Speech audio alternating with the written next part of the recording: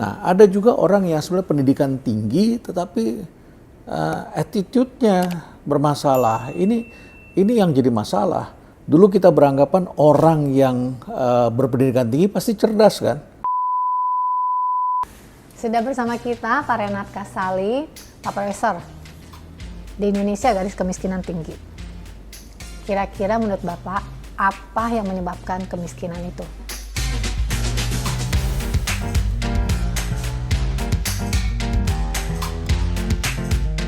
Saya kira bukan garis kemiskinan, tapi angka kemiskinan, begitu ya. Walaupun kita melihat dalam beberapa bulan terakhir di tahun 2019 akhir itu sudah jauh menurun, begitu ya. Tetapi jumlah orang miskin tentu masih banyak, dan yang disebut miskin ini dari masa ke masa tentu berubah. Dulu miskin itu benar-benar tidak punya pakaian, tidak punya makan dan sebagainya. Orang belum masuk kelas menengah belum ada telepon di rumahnya. Sekarang relatifly jumlah telepon lebih banyak, SIM card lebih banyak daripada jumlah penduduk, begitu ya. Tapi artinya masih banyak orang yang benar-benar miskin secara absolut maupun relatifly miskin gitu. Ataupun sudah berkelas menengah tapi merasanya belum kaya. Jadi ada rasa juga di situ, tapi juga ada yang memang benar-benar miskin. Itu rasa tidak kepuasan. Tetapi kira-kira sampai orang mempunyai gaji di bawah UMR atau di bawah rata-rata, itu yang menyebabkan kemiskinan itu pada seseorang itu apa? Yang pertama tentu saja adalah mungkin karena mereka tidak mempunyai modal untuk hidup mandiri. Modal untuk hidup mandiri itu apa? Pendidikan dan kesehatan, itu yang utama. Kalau kita tidak mempunyai pendidikan, bagaimana kita mau dapat pekerjaan yang baik? Kalau kita tidak sehat, kita juga tidak bisa berkompetisi dengan orang yang sehat, gitu ya. Jadi itu dulu didapat. Nah ini kalau ini tidak punya dan tidak punya daya untuk bekerja, tentu harus dibantu oleh negara. Ini sudah kewajiban negara membantu mereka. Nah ada juga orang yang sebenarnya pendidikan tinggi, tetapi attitude-nya bermasalah. Ini yang jadi masalah. Dulu kita beranggapan orang yang berpendidikan tinggi pasti cerdas kan? Karena dulu waktu saya masuk SMA yang dites itu adalah kecerdasan, bukannya nilai raport, tapi adalah kecerdasan. Dan sekali orang berpikir bahwa masuk diterima di sekolah yang bagus atau sampai ke perguruan tinggi itu diterima dan lulus, dia cerdas. Sekarang ditemukan ternyata banyak orang yang sekolahnya tinggi belum tentu cerdas. Setuju. Jadi kecerdasan itu ibarat parang, ya, yang kalau kita taruh di bawah pohon dan kena hujan, panas, bertahun-tahun dan tidak diasah, parang itu akan tumpul. Jadi tidak bisa parang itu kena panas, kena hujan, dia akan tetap tajam. Tidak bisa, harus digosok begitu. Berarti harus meng-grooming diri kalau istilahnya grooming. Ya, itu salah satunya grooming ya. Grooming ya, saya kira emang grooming. Grooming dalam artian bukan hanya sekedar pengetahuan dan penampilan, tetapi juga adalah attitude tadi, ya, attitude, mindset, cara berpikir dan sebagainya. Jadi orang menjadi sangat miskin bisa jadi karena walaupun dia pendidikannya tinggi, dia sehat, tetapi karena cara berpikirnya yang salah. Begitu. Cara bereaksi kepada orang pun tidak enak, mungkin jadi orang tidak suka karena orang bilang personality gets the heart. Betul sekali. Jadi dengan mempunyai rumah dan kelihatannya kaya raya bukan berarti mereka kaya, jangan-jangan mereka sangat miskin. Jadi kalau orang miskin itu biasanya belum cukup hidupnya, merasa tidak pernah cukup. Ya, tidak pernah cukup, tidak pernah puas, dan selalu masih ingin mengambil.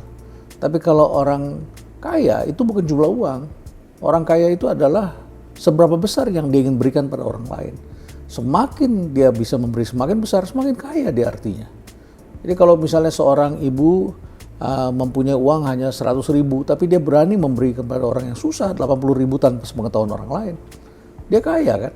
Itu tapi sementara secara rohani, secara moral, tapi kalau secara literally orang sampai bisa gagal mencapai pendapatan yang mencukupi kehidupannya, pasti kan ada problem pada dirinya. Iya, dan itu juga sama saja dalam pekerjaan. Jadi kalau kita dalam pekerjaan kita selalu apa-apa me first, siapa yang mau sama dia lama-lama?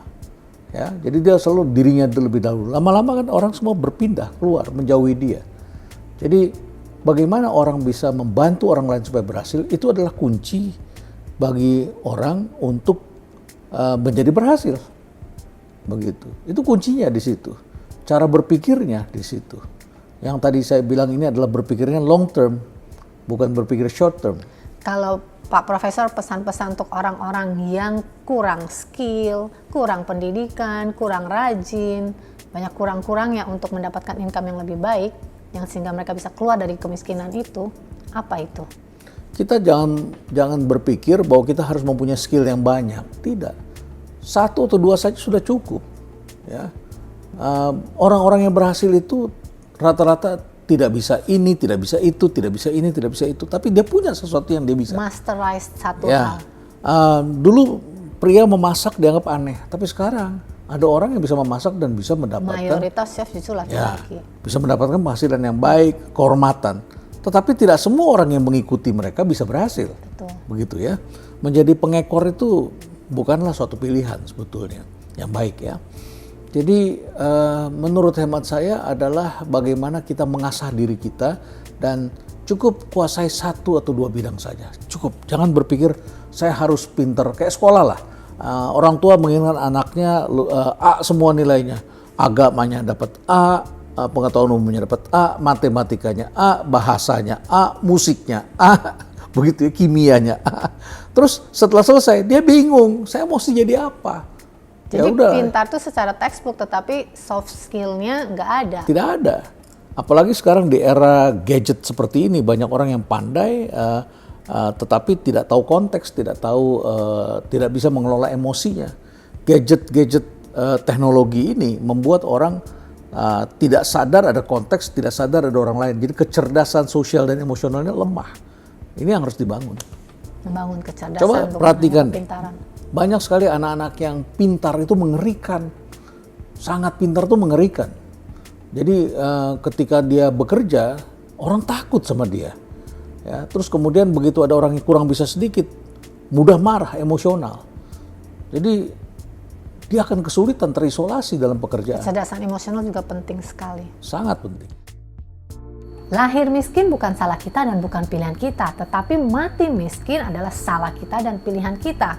Jika kita bicara soal miskin materi, ada cara untuk keluar dari situ. Yang pertama, pakailah logika untuk tahu kapan nikah, kapan bisa punya anak dan mau punya anak, dan tahu anak berapa yang mesti sanggup kita hidupi. Yang kedua, kita harus punya kualitas diri. Karena kita punya kualitas diri, maka orang akan mempekerjakan kita dan kita mempunyai income yang bagus. Disitulah cara keluar dari kemiskinan secara materi. Tapi jika miskin secara rohani, maka kita harus tahu menjadi manusia yang bersyukur. Karena manusia yang bersyukur akan merasa cukup dan puas apa yang Tuhan sudah anugerahkan dalam hidup kita. Excellent itu karena minimal sesuai dengan ekspektasi. Jadi kalau ekspektasi saya bersihnya adalah bersih sekali, ya lakukan itu.